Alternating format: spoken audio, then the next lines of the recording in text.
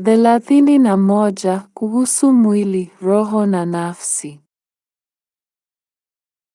Kuna daraja tatu katika ulimwengu wa wanadamu, zile za mwili, nafsi na roho. Mwili ni daraja la kimwili au la kinyama la mtu. Ukimtazama katika upande wa kimwili, mwanadamu ni mshirika wa ufalme wa wanyama. Miili ya watu na wanyama imejengeka kwa vitu vilivyoshikamana kwa mujibu wa sheria ya mvuto. Kama mnyama, mtu ana viungo vya fahamu, huhisi joto, baridi, njaa, kiu, kinyume na mnyama, mtu anao moyo wa busara, akili ya kibinadamu. Akili hii ya binadamu ndiyo mjumbe baina ya mwili wake na roho yake. Wakati binadamu anaporuhusu roho kupitia nafsini mwake kuangazia ufahamu wake, hapo ndipo anapoufahamu muumbo wote, kwa sababu mtu akiwa ndiye ukamilifu wa vyote vilivyoumbwa kabla, na kwa hivyo yeye akiwa ni mkuu zaidi ya mabadiliko na maendeleo yaliyopita, akiufahamu ulimwengu wote wa chini zaidi ndani yake. Aking'arishwa kwa roho kwa nguvu za nafsi, akili ing'aayo ya binadamu humfanya awe kilele cha muumbo.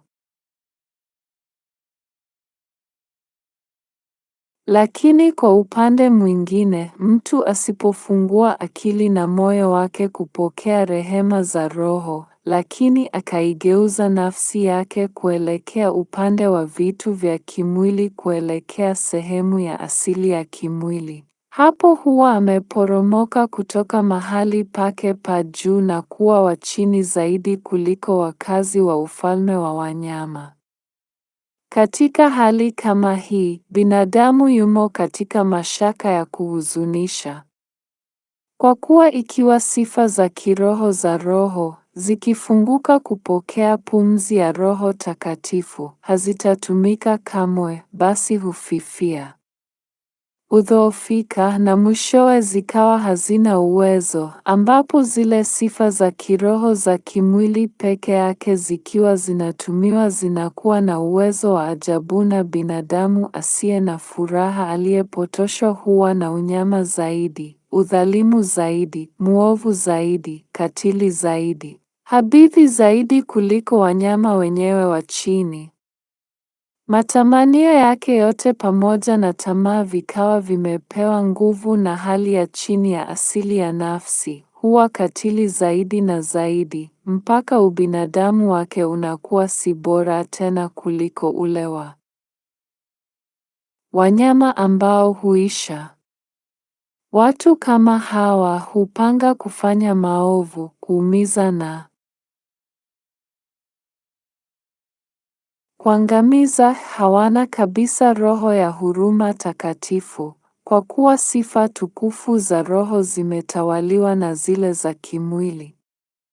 Iwapo, kwa upande mwingine, hali ya asili ya roho imeimarishwa sana hata ikaishinda ile hali ya kimwili, hapo ndipo binadamu atakapokaribia utukufu. Utu wake utatukuka sana hata kwamba njema za baraza za mbinguni hujidhihirisha ndani mwake, hutoa nuru ya huruma ya Mungu, huchochea maendeleo ya kiroho ya wanadamu, kwani anakuwa taa ya kutoa mwanga njiani mwao. Mnaona jinsi moyo ulivyo mjumbe baina ya mwili na roho. Kwa namna hiyo hiyo ndivyo mti huu ni mjumbe kati ya mbegu na matunda.